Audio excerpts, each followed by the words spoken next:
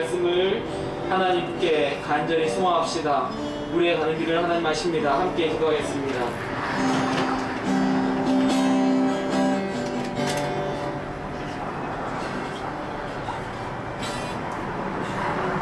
아버지 하나님, 우리들과 함께 하시며 하나님의 마음 여러분과 믿는 우리가 함께하기를 소망합니다. 비록 적은 소수의 숫자가 모였지만 이곳에 우리가 함께하고 있습니다. 남받는 이들을 위한 하나님의 정의가 바로 세워지고 있습니다. 이 시간 부탁드립니다. 이것은 시한 말씀을 나누는 시간인데 오늘 말씀 나누기 전에 몇 분 한 번 인사했으면 좋겠어요. 너무 숫자가 너무 많아가지고 인사를 해야 됩니다. 반갑습니다. 신갑시다. 김정일 목사님은 교회 1.0 목회자운동 저와 같이 실행위원으로 섬기는 동력자고요. 동네 작은 교회라고 검색해 보면 많이 나올 거예요. 동네 작은 교회. 그리고 교회 개척한 교수 대표이시고 안경 미션 대표이십니다. 굉장히 이렇게 따뜻한 분이니까 이 장소에서 이렇게 추억 동무를 심으라 했으면 좋겠어요. 박수로 환영하겠습니다.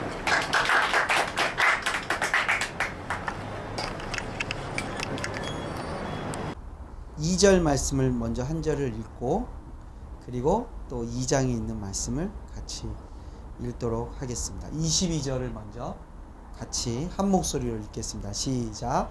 그러므로 바로가 그의 모든 백성에게 명령하여 이르되 아들이 태어나거든 너희는 그를 나일강에 던지고 딸이거든 살려두라 하였노라. 아멘. 2장을 보겠습니다. 2장 5절 6절 2절 말씀입니다. 시작.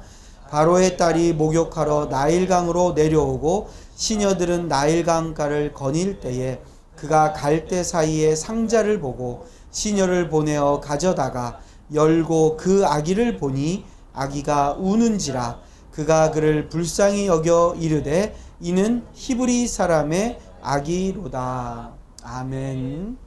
오늘 이 본문의 말씀을 가지고 잠깐 여러분과 말씀을 나누고 싶습니다.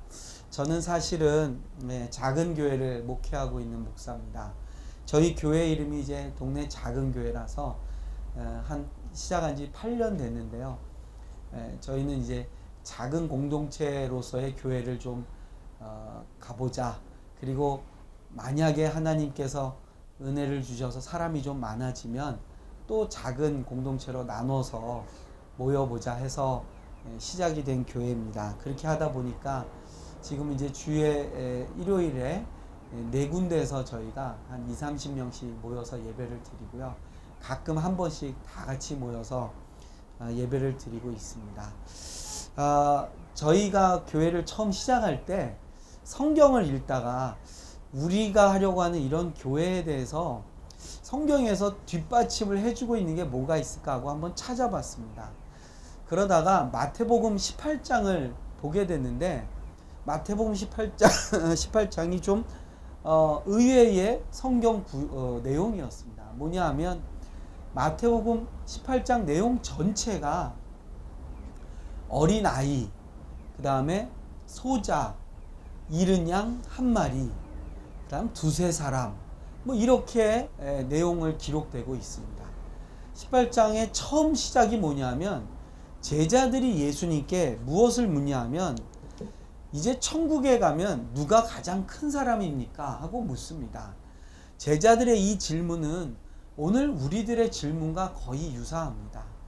이 세상 사람들은요 크려고 하고요 큰 사람 되고 싶어 하고요 큰 사람이 영향력을 발휘하는 것을 굉장히 좋아합니다. 그런데 제자들도 그런 거를 기대한 거예요. 심지어는 하나님의 나라에서도 누가 제일 큰가 이런 데 관심이 많았어요. 근데 예수님이 그런 질문에 뭐라고 그러시냐면 너희같이 그런 생각하는 사람들은 천국에 아예 들어도 못 간다. 이렇게 말씀을 하십니다. 제자들은 자기들이 천국에 들어갈 줄로 알았어요. 아니, 어쩌면 이미 자기들은 천국행 티켓을 받은 줄로 알고 있었어요. 그런데 예수님의 대답은 뭐냐면, 너희처럼 큰 거 좋아하고 큰 사람 되려고 그러고 큰 힘 발휘하려고 하고 그런 거 좋아하는 너희는 천국에 아예 들어가지도 못한다. 이게 18장의 앞부분에 있는 말씀입니다. 그러면서 예수님이 뭐라고 그러시냐면, 어린아이를 들어서 어린아이를 세우시고 말씀하십니다. 누구든지 어린아이와 같지 아니하면 천국에 갈 수 없다. 그리고 이어서 하시는 말씀이, 어린아이와 같이 자기를 낮추는 이가 천국에서 큰 자다. 이렇게 말씀하십니다. 그 다음에 나오는 내용이 뭐냐면, 어린아이들, 소자라고도 말합니다. 약한 사람이라고도 해석할 수 있겠죠. 몸이 아프거나 자기 스스로 힘을 내서 움직이기 어렵거나, 또는 아직은 누군가의 도움을 받아야 될 소자, 이 소자를 함부로 여기지 말라고 말씀합니다. 그러면서 예수님이 뭐라고 하시냐면, 어린 소자를 실망하게 하거나 실족하게 하지 말라고 그러시면서, 그들 뒤에는 천사가 있어서 하나님께 그 어린 소자에게 어떻게 너희들이 한 것을 하나님께 다 그 천사들이 보고한다고 말씀을 하십니다.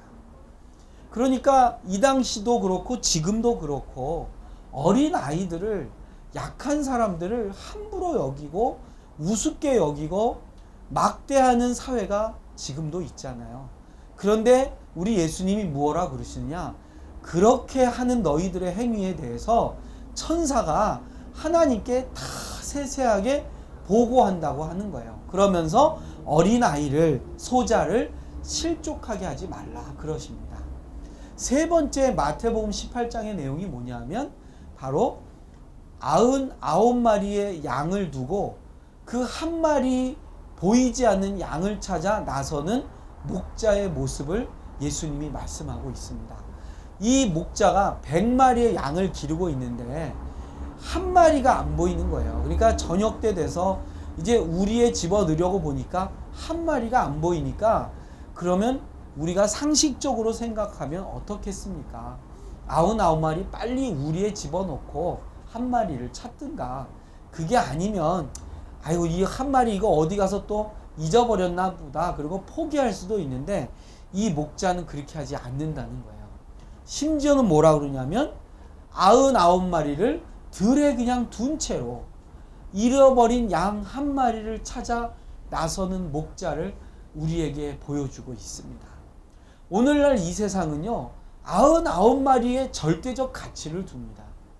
잃어버린 한 마리, 문제 있는 놈이라고, 오죽하면 떨어져 나가겠냐고, 뭔가 제대로 되지 못했으니까 저러고 뒤처진 거 아니냐고 이렇게 말합니다. 그런데 예수님은 뭐라 그러시느냐, 그 한 마리 때문에 목자는 멀쩡하고 재산이 되는 99마리를 들에다 두고 찾아 나선다는 거죠. 이거는 우리의 경제관념, 우리의 어떠한 이 세상의 자본의 윤리, 이런 걸로는 해석이 안 되는 세상입니다. 왜냐? 그것이 바로 하나님의 마음이고 하나님의 나라라는 거죠. 마지막으로 마태복음 18장에 무슨 말씀을 하시냐 하면, 두세 사람이 내 이름으로 모인 곳에 내가 너희와 함께 있겠다고 하십니다. 우리는 많은 사람이 모여야 힘이 있다고 생각해요. 수많은 사람, 힘 있는 사람이 잔뜩 모여야 역사가 이루어질 거라고 말해요. 예수님은 그렇게 보시지 않습니다. 두세 사람만 있어도 된다는 거예요. 여러분, 두세 사람이라는 게 뭐겠습니까? 결혼하면 부부고요, 자녀 나면 한 가족입니다. 한 가족만 모여도 예수님은 그 가운데 계시고, 그 가운데서 우리가 기도하면 응답해 주신다는 거예요. 이게 예수님이 우리에게 보여주시는 하나님의 나라의 가치입니다.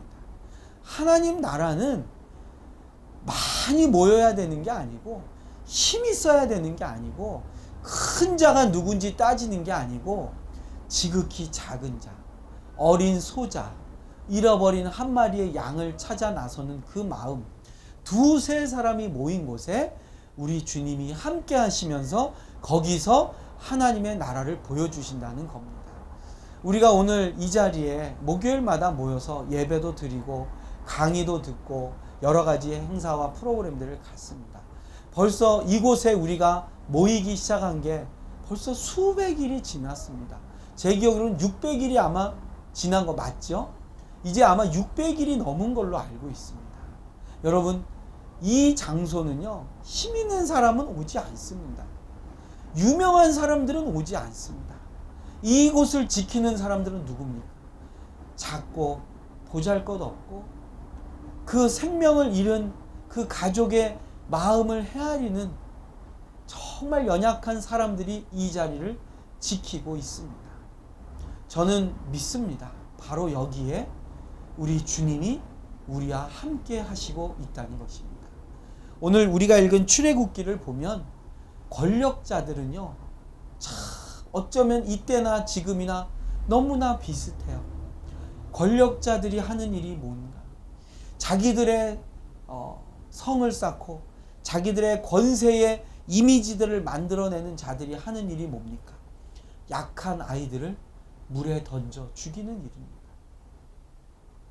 자기들의 유익을 구하기 위해서, 자기들의 세를 과시하기 위해서 그 소수 민족의 아이들을 바다에 던져, 강에 던져 죽이게 하는 것. 이게 바로 이 세상에 권세 있는 자들이 하는 짓거리라는 거예요. 오늘 여기 1장에도 보면 약한 자들을 하나님이 긍휼히 여기십니다. 그게 바로 히브리 민족이에요. 사실은 괜찮은 위치로 들어갔는데 400년 지나고 났더니 이들이 다 노예가 됐습니다. 노예가 돼서 자녀를 낳은데 왕이 어떻게 하느냐? 백성들에게 명령해서 아들이 나면 나일강에 다 던져서 죽게 합니다. 왜 그렇습니까?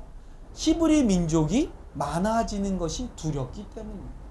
여러분, 권력자들이요, 권세를 부리는 게요, 힘이 있어서가 아닙니다. 사실은 두려워서예요. 저들이 무서워서 그러는 거예요. 그들이 힘이 있고 정말로 당당하면 왜 어린아이를 죽입니까?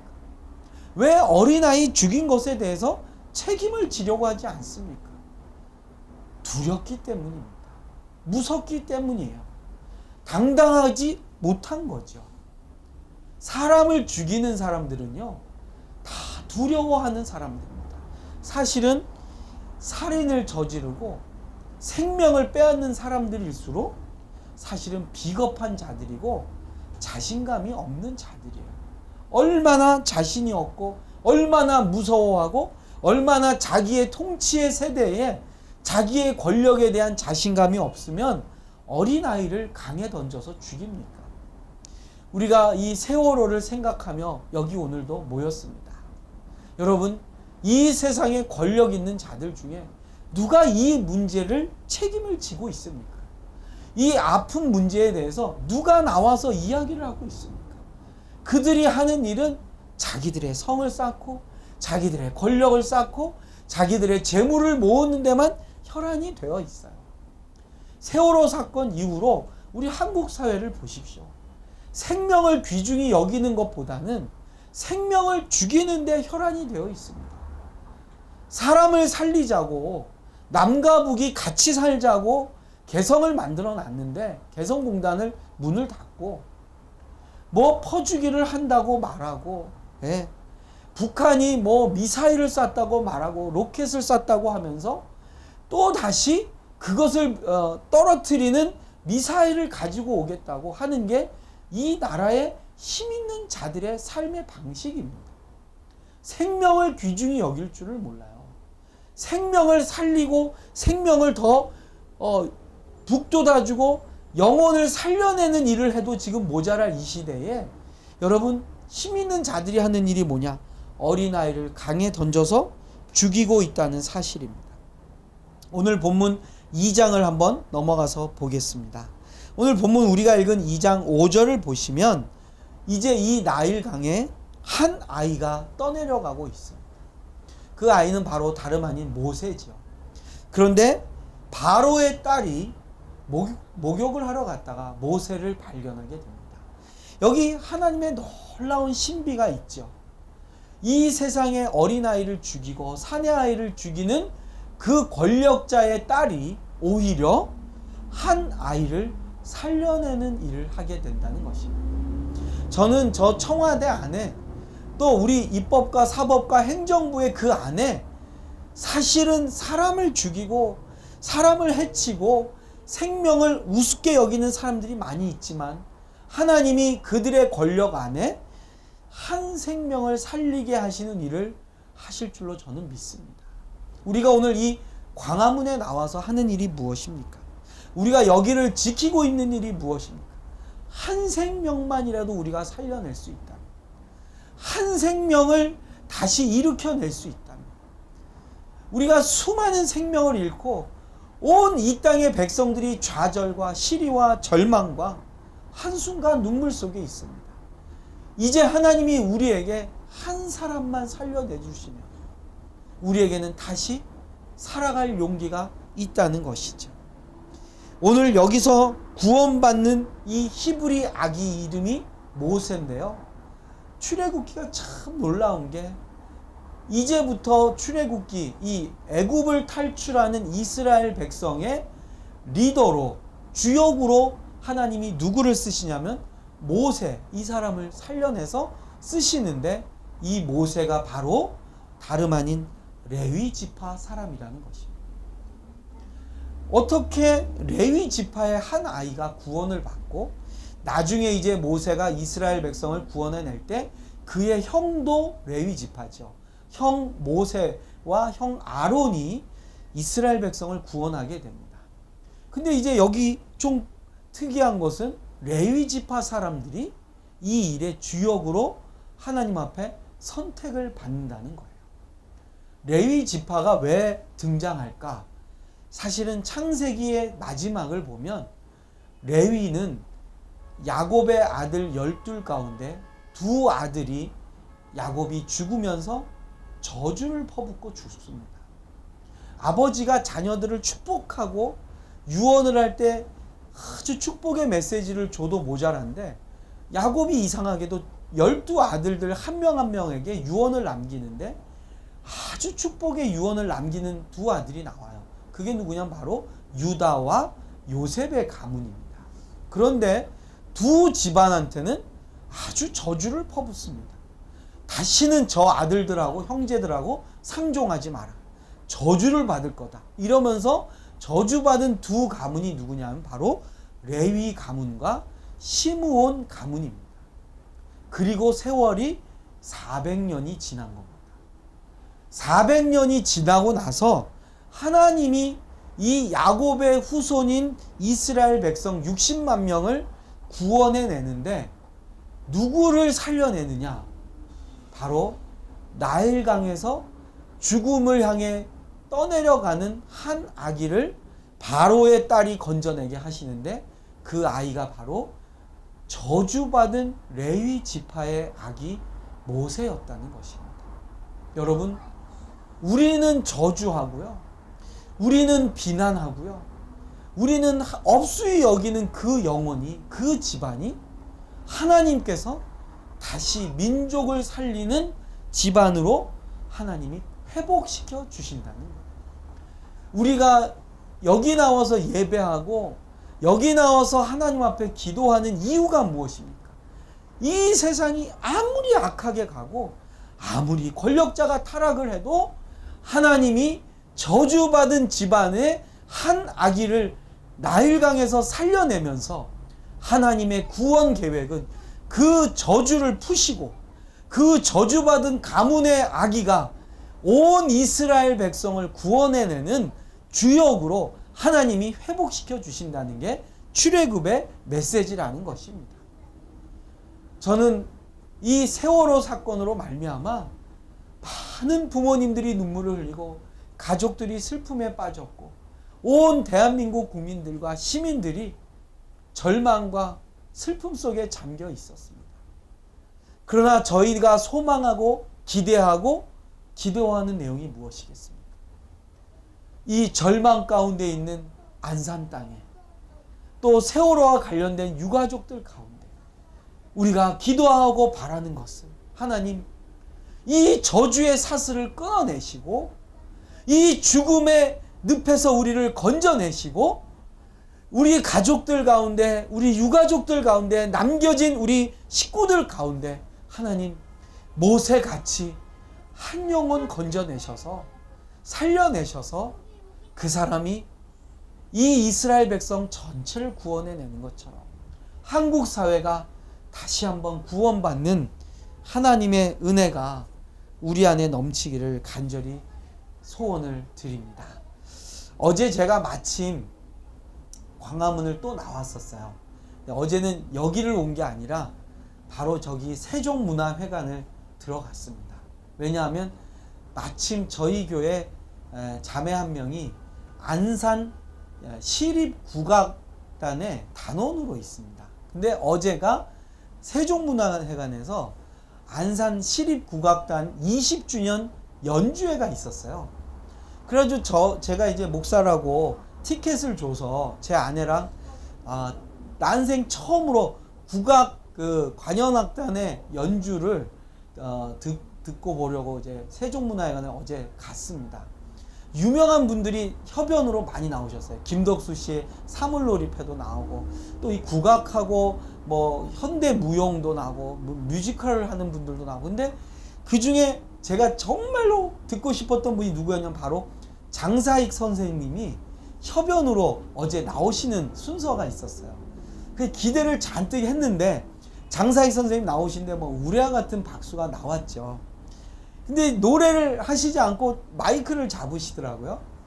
그래서 무슨 말씀을 하시려나 봤더니 어제 장사익 선생님이 무슨 말씀을 하시냐면 얼마 전에 선생님이 목을 다치셨대요. 그래가지고 노래를 하실 수가 없게 된 거예요. 수술을 미루다가 수술을 하시게 돼가지고 한 6개월 가까이를 노래를 부르면 안 된다. 이런 판정을 받아가지고 출연을 다 약속은 했는데 노래를 부를 수 없으니까, 그런데도 우리 그 선생님 나오신 거예요. 무대에 나오셔서 연주만 나오고 연주에 맞춰서 노래를 못 부르시니까 가사를 읽으시는 거예요. 근데 그게 너무 감동이 되는 거예요. 노래는 객석에서 관객들이 부르고 장사익 선생님은 가사를 읊조리고 뒤에서 국악 관현악단은 연주를 하는데 그게 또 새로운 감동이더라고요. 근데 그 노래들 가운데 마지막으로 장사익 선생님이 원래 부르려고 했는데 부르지 못하시고 가사만 이렇게 읽어주셨던 노래가 바로 뭐냐면 꽃구경이라는 노래였습니다. 근데 제가 어제 그 노래말을 보다가 깜짝 놀랐어요. 이 안산에 있는 시립국악단이 세종문화회관 와서 20주년 공연을 하는데 장사익 선생님은 노래를 부르지는 못하고 가사를 그냥 말로 전달하는데 몇 곡의 노래 가운데 하나가 꽃구경이라는 노래였습니다. 제가 그 가사를 여러분들에게 한번, 저는 그 노래를 부르지는 못하니까 가사를 제가 불러드릴게요. 여러분 한번 들어보십시오. 꽃구경. 어머니, 꽃구경 가요. 제 등에 업히어 꽃구경 가요. 세상이 온통 꽃핀 봄날, 어머니 좋아라고 아들 등에 업혔네. 마을을 지나고 들을 지나고 산자락에 휘감겨 숲길이 짙어지자 아이고 머니나 어머니는 그만 말을 잃었네. 봄구경 꽃구경 눈 감아 버리더니 한 움큼 한 움큼 솔잎을 따서 가는 길바닥에 뿌리며 가네. 어머니 지금 뭐 하시나요?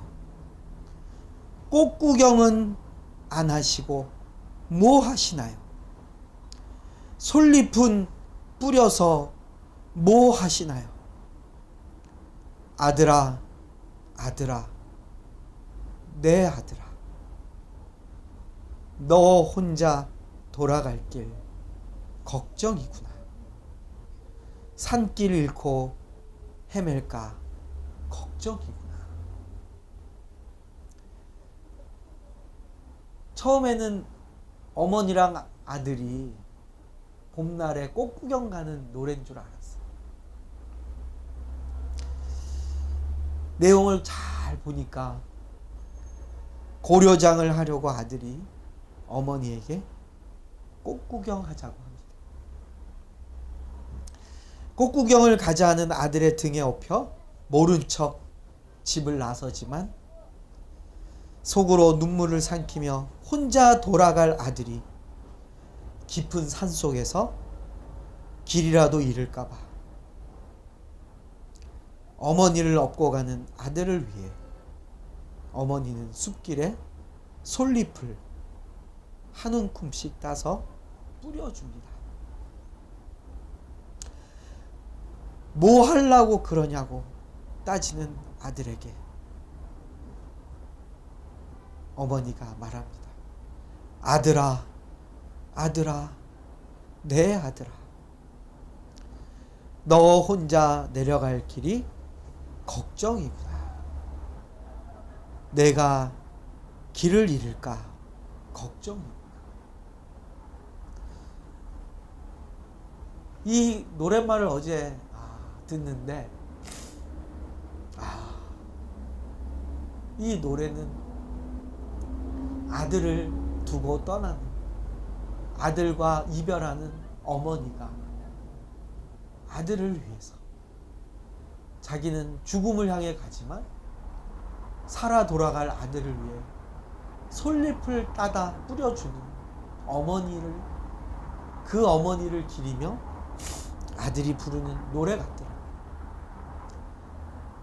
여러분, 부모와 자녀가 헤어진다는 것, 생명을 잃는다는 것, 어머니들은요, 그 순간에도 살 자식을 위해서 솔잎을 뿌려내는 게 어머니의 모습입니다. 이 어머니의 마음이 바로 이 세월호와 관련된 우리 가족들의 마음이에요. 지금도 가슴에서 자식의 이름을 지우지 못하고 자식의 얼굴을 잊지 못하는 가족들의 마음이고, 아직도 돌아올 9명의 자녀들을 팽목항에서 기다리고 있는 우리 부모님들의 마음입니다. 이것이 바로 나일강에서 떠내려가는 악어의 밥이 될 수밖에 없는 한 아기, 그것도 저주받은 레위 가문의 한 아이를 살려내시는 우리 하나님의 마음입니다. 그 하나님께서 이 한 아이를 살려내셔서는 그 민족을 구원하는 일에 그를 사용하셨다는 것입니다. 우리가 여기서 낙심하지 말고, 우리가 여기서 좌절하지 말고, 이 작은 무리로, 적은 무리로 이 자리를 지켜야 될 이유가 여기 있습니다. 자기를 죽음으로 던질 수밖에 없는 아들의 등에 업혀가는 어머니가 솔잎을 따다가 돌아갈 아들을 위해 뿌려주는 거죠. 다시 부활의 그날까지 우리가 이곳에서 솔잎을 뿌려가면서 다시 만날 그 주님의 날을 기대하면서 하나님께서 이 땅을 다시 치유하시고 회복하실 그 날을 우리가 기대하면서 오늘 우리가 함께 하나님 앞에 기도하는 이 시간이 되기를 주님의 이름으로 간절히 축복을 드립니다. 아멘. 같이 이 시간에 기도하겠습니다. 반주를 좀 해주시고요. 이 시간에 우리가 각자 소리를 내서 우리 하나님 앞에 기도하는 시간을 갖겠습니다. 이 시간에 기도할 제목은 다른 것이 아니고, 하나님, 저 죽음의 바다에서 부활을 경험하는 이 나라 되게 하여 주시옵소서. 권력자들이 바다와 강에 생명을 던지지 말고 바다와 강에 빠져 있는 생명을 구해내는 자들 되게 하여 주시옵소서. 하나님, 그 저주의 연을 끊어내시고 죄악의 연을 끊어내시고 이제 우리 백성 가운데 이 나라 안에 구원받는 한 영혼 우리에게 보게 하여 주시옵소서. 우리 다 같이 한번 합심해서 하나님 앞에 기도하기 원합니다. 같이 기도하겠습니다.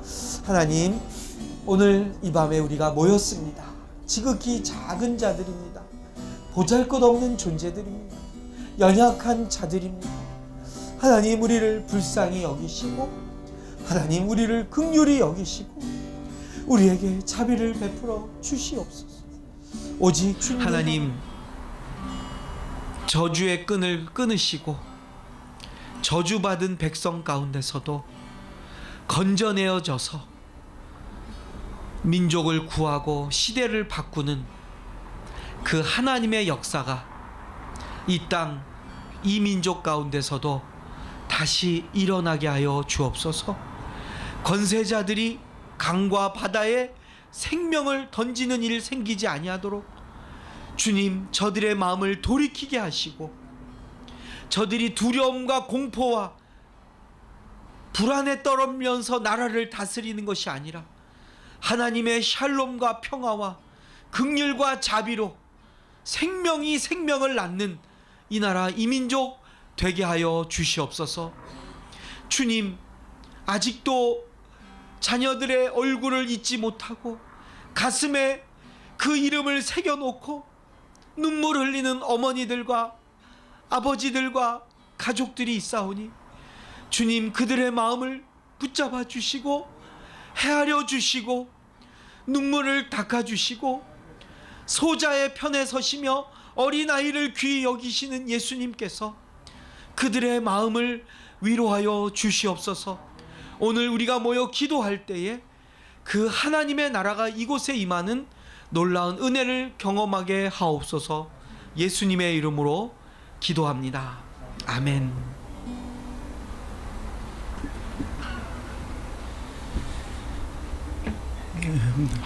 어제 유가족 아빠 한 분이 천막 카페에 들어오셔서 하셨던 말씀이 생각이 나네요. 지금도 아이가 오는 시간 되면은 번호키 띠디디디디 누르고 들어와서 자기 방으로 쌩 들어가는 모습이 그 시간 되면 생각이 나서 마음이 아프다고 눈시울을 적시우고 하셨습니다.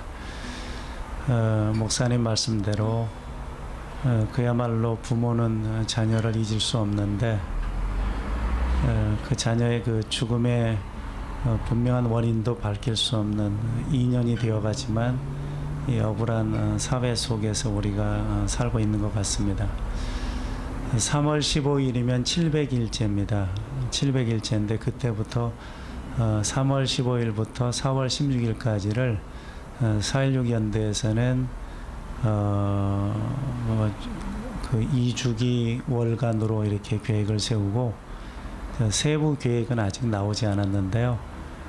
토요일 중심으로 해서 계속된 어떤 집회, 문화제, 포럼 이런 것을 할 계획에 잡혀 있고요. 오늘 또 확인해 봤는데 아직 세부 계획은 나오지 않았어요. 나오면 곧장 우리 그룹에다가 천막카페 그룹에 올리도록 하겠습니다. 아울러서 우리 그 세월호 참사 기독교 원탁 회의에서도 지금 회의를 진행하고 있는데 종료주일부터 한 2주간 내지 3주간 동안 매일은 아니지만 그 2주기에 더 많은 그리스도인들의 관심을 고난받는 땅으로 집중시키기 위한 계획을 세우고 있고 그 중에 4월 16일은 토요일입니다. 월요일날 11일날 집중 행동의 날로 이렇게 현재 기획돼 있어요. 아직 통과는 되지 않았지만 개신교 행사가 서게 되면 그때 또 페북을 통해서 알리도록 하겠습니다. 우리 목요문화재 광고를 좀 드리겠습니다. 목요문화재는 첫 번째 목요일은 촛불기도회, 촛불교회에서 하는 촛불기도회를 하는데 해마다 1월달만 쉬었대요. 근데 금년에는 2월달까지 쉬고 이제 3월달부터는 정상적으로 이렇게 모일 것 같고요. 그 다음에 2, 3, 4, 5가 이제 우리 천막카페 주간으로 하는데 두 번째 목요일 날은 함께하는 예배, 세 번째는 음악 공연, 네 번째는 광장 신학 이렇게 해 왔습니다. 근데 새해 들어서 1, 2월이 너무 추워서 광장에서 하기가 참 어려웠어요. 지금도 죄송한 것은 김은교 교수님 광장 신학 강의할 때 바람이 너무 불어서 현수막이 다 찢어질 지경이었어요. 그래서 강의도 제대로 못 하셨는데 굳이 그분이 전시실이 아닌 광장에서 하시겠다고 해서 진행했던 거고요. 그러면 3월부터 새로운 모습으로 다시 광장으로 나가야 되는데 현재까지의 계획은 광장 신학이 네 번째 목요일이니까 3월 24일이에요. 그 다음에 다섯 번째가 31일인데 이 두 주간 우리가 특별한 광장 신학 주제를 같이 나누려고 합니다. 세월호 고통 앞에 무책임한 한국교회 문제를 좀 나누고 싶어요. 아직은 세부 계획이 나오지 않았지만 대략 설명을 드리면 첫 번째 시간에는 세월호 희생자 가족들을 통해서 크리스천 상당수가 교회를 떠났습니다. 제가 알기에는 80% 떠났어요. 그들이 교회에서 겪은 일들, 무책임한 한국교회의 모습인데 세월호 희생자 가족이 내 교회를 다녔다면 한국교회 전체가 과연 어떻게 했을까, 그 부분에 대한 이야기를 나눌 것이고요. 그 다음에 두 번째는 에큐메니컬 진영 또 복음주의권에서 정말 다들 존경하는 그런 신학자 두 분을 모시고 이 부분에 대한 이야기를 나눌 계획을 세우고 있고 오늘 기획회의를 했어요.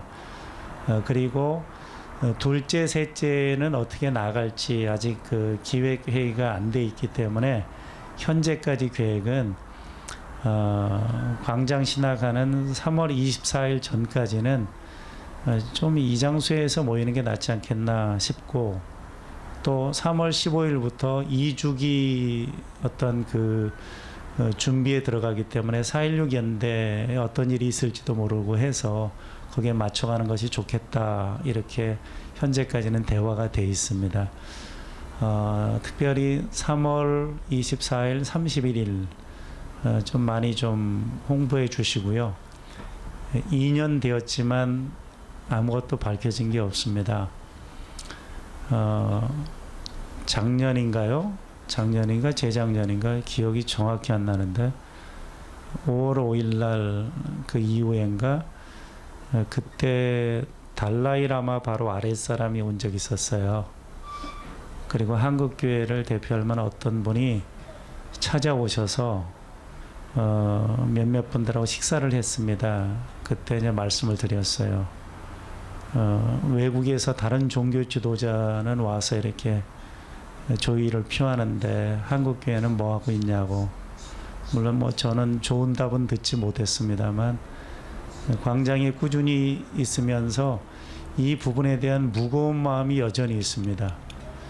과연 우리를 어떻게 볼까, 다 같이 고민해야 되는 자리로 알고 있고요. 제가 광고 띄우면 여러분 적극적으로 홍보해 주시기 바랍니다. 오늘 김 목사님 말씀을 들으면 제가 많이 위로가 됐어요. 굉장히 따뜻함을 느꼈습니다. 아버지 마음, 아버지는 작은 아이에게 더 큰 마음이 있는 것 같아요. 여기 계신 분들, 또 광장을 오랫동안 지키고 계신 분들 정말 고맙습니다. 하나님이 아마 고맙다고 하실 것 같아요. 너무너무 감사합니다. 아까 기도드렸지만 한 번 더 간단히 기도하고 마치겠습니다. 여기 기도 제목 있죠? 세월호 참사 진실 규명을 위해서 아직까지 밝혀진 게 아무것도 없죠. 세월호 희생자 가족의 아픔을 생각하며 그리고 우리가 표현할 때 제가 천막 앞에서는 이렇게 표현하라고 말씀을 드려요. 저도 이제 유가족이라는 말을 많이 하는데 미수습자 가족도 있지 않습니까? 그래서 세월호 희생자 가족이라고 이렇게 부르고 있습니다. 미수습자 가족들의 마음은 더 이렇게 찢어지기 때문에 또 다른 소외감이 있으십니다. 그분들은. 그래서 세월호 희생자 가족의 아픔을 생각하며 또 고난받는 이들과 함께하는 이들을 위하여 여기 진실마중대 또 리본 공작소 또 사유견대 상황실 또 천막카페 그 외에도 피켓팅을 하시는 분들 많습니다. 정말 소중한 분들 많습니다. 또 개신교 목요문화제와 금요기도회를 위해서 제가 금요기도회 팀하고 좀 대화를 좀 하려고 해요. 그래서 같이 이렇게 보조를 마치면 더 좋지 않을까 생각합니다. 세월호 참사 2주기 준비를 위해서 뭐 다 같은 내용이지만 아까 기도했습니다만 우리 한 번 더 한 1분 2분 정도 반주 한번 해주세요. 같이 기도하겠습니다. 하나님 아버지, 우는 자들과 함께 울라고 하셨습니다. 너무나 우리는 우리끼리 울었습니다. 교회당 안에서 공동체 가족들과 함께 울었고 함께 웃었습니다. 그러나 아버지 하나님 마음은 교회당 밖에 더 큰 아픔으로 울고 있는 사람들, 그들과 함께 교회대로 울라고 하셨는데 교회는 교회끼리만 울었습니다. 하나님 회개합니다. 하나님 간절히 바랍니다. 이 땅의 교회가 우리 사회 아픔을 끌어안고 함께 우는 자들 되기를 소망합니다.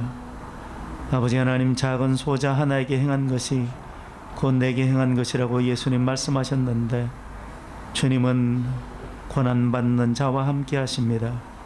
주님은 세월호 안에 계셨습니다. 오 주님, 이 땅의 교회가 고난받는 자의 이웃이 되기를 간절히 소망합니다. 아버지 하나님, 이제 2주기가 되어 갑니다. 아무것도 밝혀진 것 없습니다. 그러나 하나님의 정의를 믿습니다. 마땅히 우리가 할 일, 우리가 있어야 할 자리를 지키겠습니다. 함께 지키는 모든 이들에게 힘을 주옵소서. 끝까지 주님 동행하여 주옵소서.